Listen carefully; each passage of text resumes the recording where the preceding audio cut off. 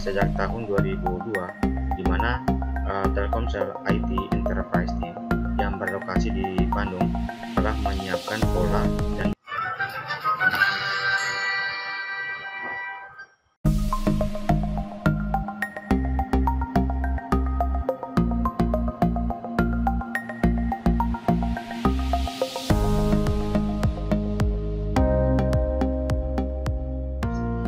jadi baiklah, hari ini saya akan menjelaskan mengenai hasil pengerjaan proyek UAS pada mata kuliah Enterprise Resource Planning. Nah, kemudian topik yang saya ambil di sini adalah mengenai penerapan ERP pada PT Telkomsel. Nah, jadi seperti yang tertera di dalam layar, di mana terdapat sebuah identitas, nama saya sendiri, kemudian ada logo dari perguruan tinggi dan program studi yang saya ambil di perguruan tinggi. Nah, kemudian di sini kita masuk pada slide yang selanjutnya. Di bagian pendahuluan. Nah, jadi di sini di bagian pendahuluannya kita masuk pada latar belakang. Nah, di sini kita akan menjelaskan dulu mengenai dari PT Telkomsel ini. Nah, jadi sejak tahun 2002, di mana Telkomsel IT Enterprise Team yang berlokasi di Bandung telah menyiapkan pola dan bibit terbaik teknologi yang dapat mengakomodasi sebuah permintaan pasar telekomunikasi di Indonesia yang tumbuh luar biasa cepat. Kemudian sistem yang tersedia diharapkan mampu pertumbuhan pelanggan baik tetap maupun seluler. Kemudian maka PT Telkom memutuskan untuk melakukan sebuah upgrade pada sistem yang sudah dimiliki saat ini. Kemudian kita masuk pada bagian rumusan masalahnya, di mana permasalahannya di sini ada empat permasalahan. Yang pertama di sini adalah bagaimana profil dari PT Telkomsel, kemudian jelaskan sejarah awal dari PT Telkomsel tersebut, kemudian sebutkan layanan-layanan telekomunikasi Telkom, dan yang terakhir di sini di mana disebutkan kelebihan dan kekurangan ERP yang digunakan di dalam sebuah perusahaan PT Telkomsel. Kemudian adapun tujuan dari pembuatan ataupun proses pengerjaan ini, di mana agar kita lebih mengetahui seperti apa profil dari PT Telkomsel tersebut, kemudian untuk mengetahui sejarah awal dari PT Telkomsel, dan agar kita bisa mengetahui layanan-layanan apa saja yang ada di dalam penggunaan telekomunikasi Telkom. Nah, jadi yang terakhir di sini adalah di mana untuk mengetahui kelebihan dan kekurangan di dalam penggunaan ERP di dalam suatu perusahaan Telkomsel. Nah, kemudian kita masuk pada pembahasan. Nah, jadi pembahasannya di sini kita masuk pada bagian yang pertama ya. Pada bagian yang pertama itu masuk di bagian profil dari PT Telkomsel. Nah, jadi PT Telekomunikasi Indonesia Tbk Telkom perseroan atau perusahaan adalah penyedia layanan telekomunikasi dan jaringan terbesar di Indonesia.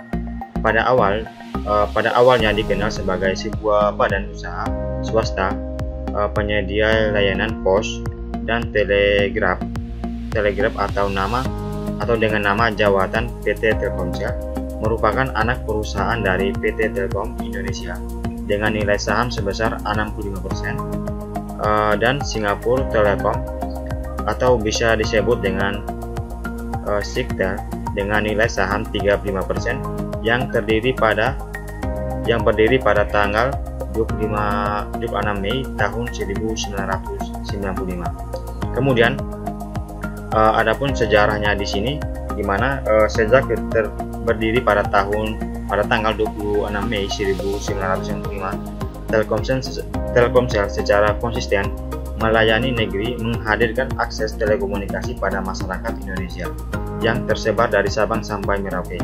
Kemudian saat ini Telkomsel adalah operator seluler terbesar di Indonesia dengan 178 juta pelanggan dan untuk melayani pelanggannya yang terbesar di seluruh Indonesia, termasuk juga di daerah terpencil dan pulau terluar serta daerah perbatasan negara. Telkomsel menggelar lebih dari 146.000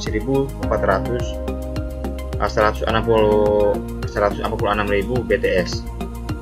Kemudian Telkomsel secara konsisten mengimplementasikan teknologi seluler terkini dan menjadi yang pertama meluncurkan secara komersial layanan mobile 4G LTE di Indonesia.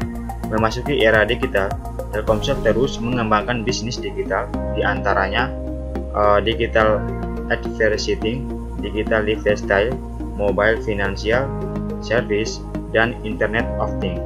Untuk melayani kebutuhan pelanggan, Telkomsel menggelar call center 24 jam dan layanan Grafari yang tersebar di seluruh Indonesia. Kemudian untuk memberikan layanan yang prima kepada masyarakat di dalam menikmati gaya hidup digital lifestyle, Telkomsel turut membangun ekosistem digital di tanah air melalui berbagai upaya pengembangan DNA, device network, and application yang diharapkan akan mempercepat terbentuknya masyarakat digital Indonesia. Selain itu, Telkomsel juga aktif mendorong generasi muda untuk secara positif menggunakan teknologi.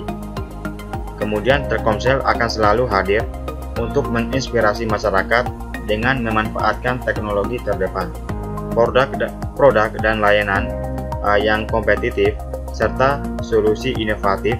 Hal ini akan mengantarkan Indonesia menuju perekonomian masyarakat berbasis broadband sesuai dengan roadmap teknologi seluler.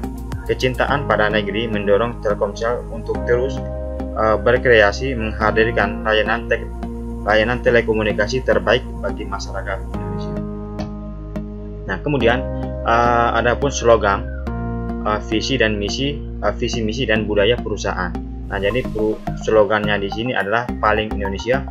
Kemudian visinya di sini adalah di mana the best and leading mobile lifestyle and solution provider in the regions, atau dalam bahasa Indonesia di mana penyedia solusi dan gaya hidup seluler terbaik dan terdepan di wilayah ini.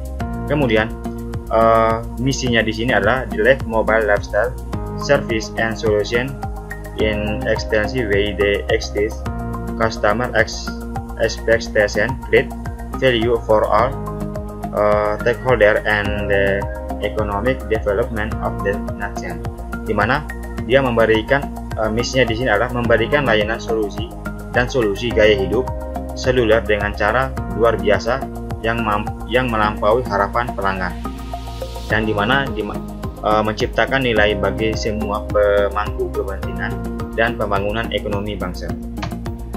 Kemudian adapun budaya di sini adalah customer intimacy, kemudian profesionalis, kemudian teamwork dan integrity. Lalu adapun layanan dari telekomunikasi Telkom, di mana yang pertama di sini adalah telepon. Nah, jadi telepon tetap PSTN, layanan telepon tetap yang hingga kini masih menjadi monopoli Telkom di Indonesia. Telkom Fix atau layanan telepon fix and wireless CDMA. Kemudian di bagian yang kedua ini ada data internet. Nah, jadi di dalam data internet ini ada beberapa bagian. Yang pertama di sini Telkomnet Instant, layanan akses internet dial up. Kemudian Telkomnet Astinet, layanan akses internet berlangganan dengan fokus perusahaan. Kemudian Speedy, layanan akses internet dengan kecepatan tinggi atau bisa disebut dengan broadband menggunakan teknologi ADSL. Kemudian e-business, iDeal, iMess, iStyle, Exchange, Telkom Web, Gestron, Telkom Web Legend.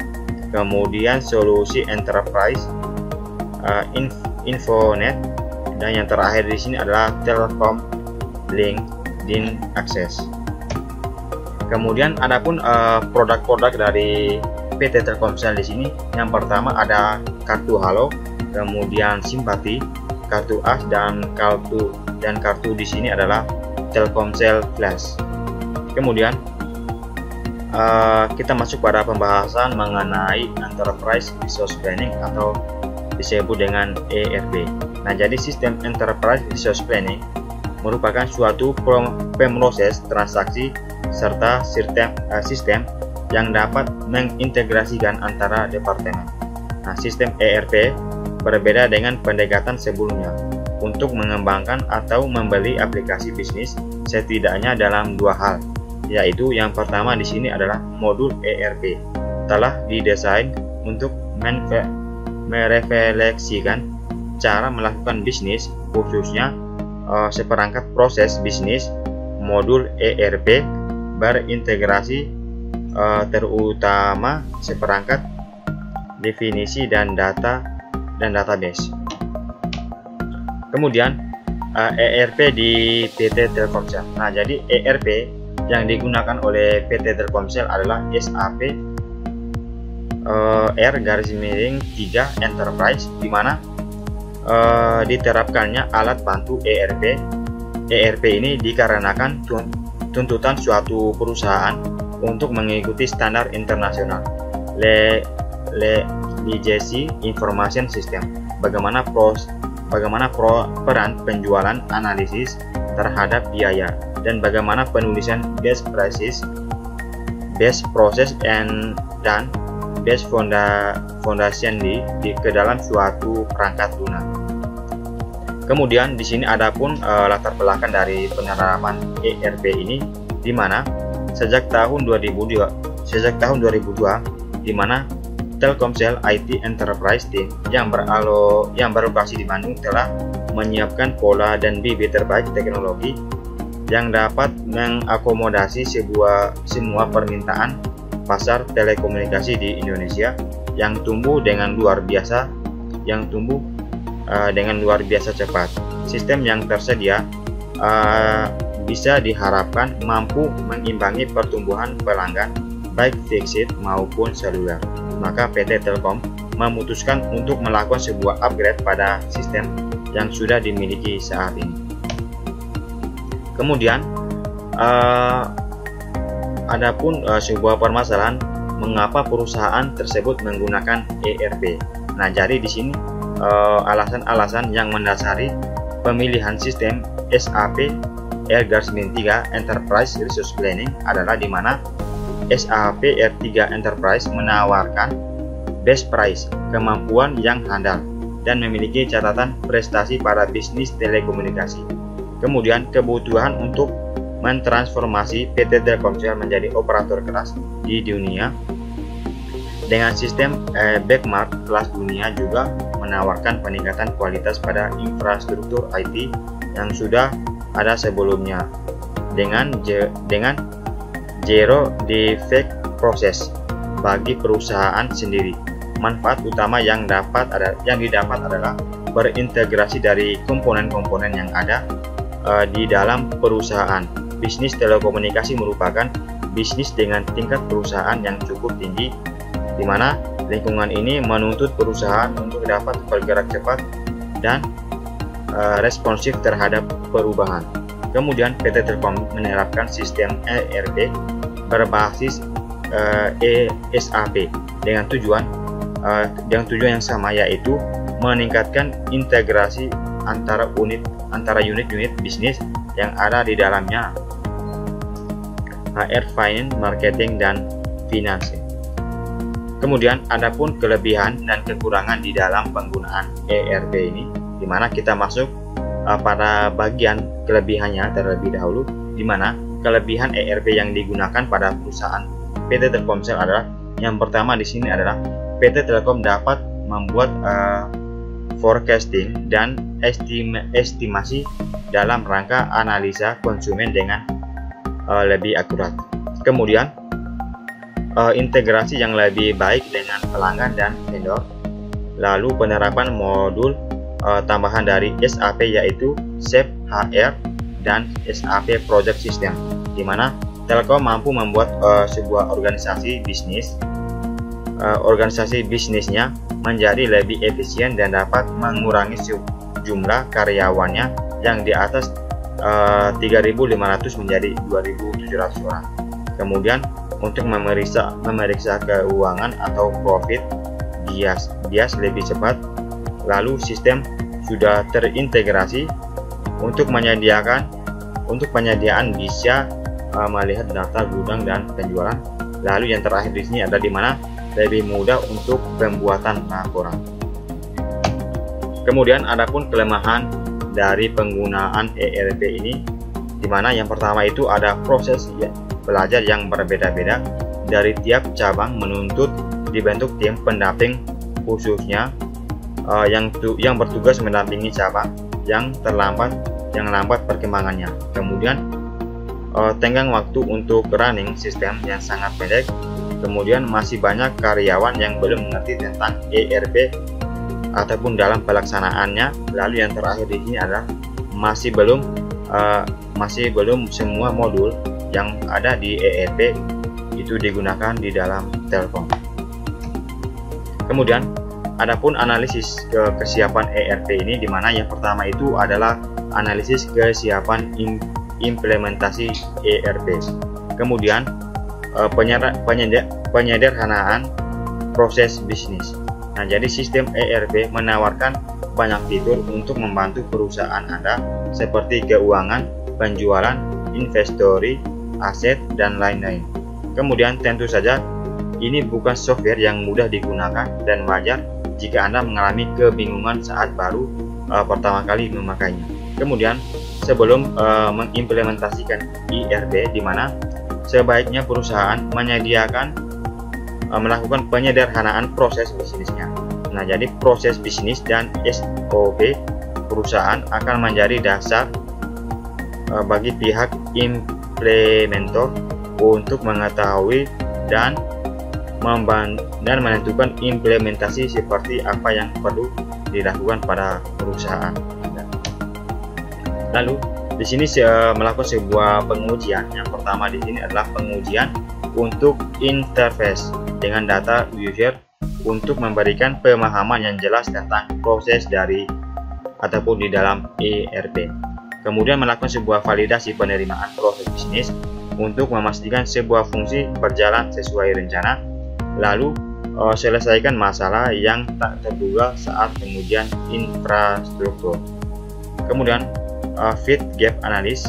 Nah, jadi di fit gap analysis ini, di mana pada tahap ini tim mengimplementasikan mulai berdiskusi intens tentang proses bisnis yang dibutuhkan perusahaan dan bagaimana sistem ERP bisa memenuhinya.